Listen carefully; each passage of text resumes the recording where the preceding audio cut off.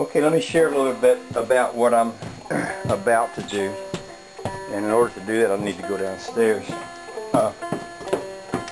This is where that doorway stood, right here. And it was down in the floor. I've actually cut a piece of wood here to fill up the space, but it actually sat down in here and the floor came up to it on either side. Rather than try to cut this shape in the floor that I've already got up there, what I'm going to do instead is I'm just going to pull the whole floor up, because if you look at this floor, it was actually built around the original walls and there's these big cracks here. So I'm just going to take all of these boards here up. I'm going to set the door in there and then I'm going to rebuild them back into place, and I'm going to try to do it in such a way that I am able to fill up these little cracks that you have here, because I'll be basically I'll have some wood to work with, and hopefully when I get through, the door will sit down in there nice, and the cracks that I have out here will be filled up and everything will look good. So that's what I'm going to do next, is yank these floorboards up. They come up pretty easy. I've had them up before.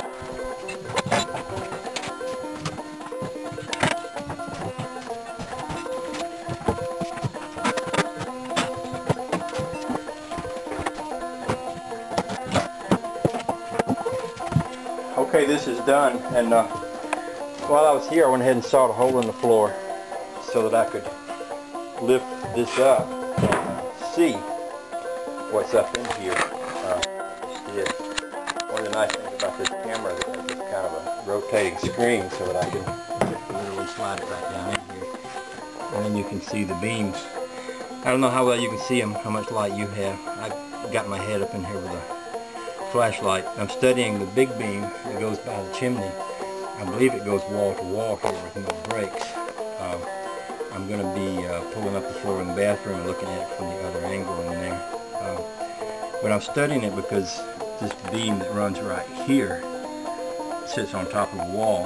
I don't think that wall supports anything. It's a little narrow wall.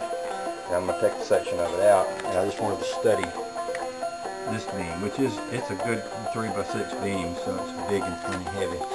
So I'll tack this piece of flooring back down and stand that door up here and kind of prop it up, and then build around it, and then build the floor up under it.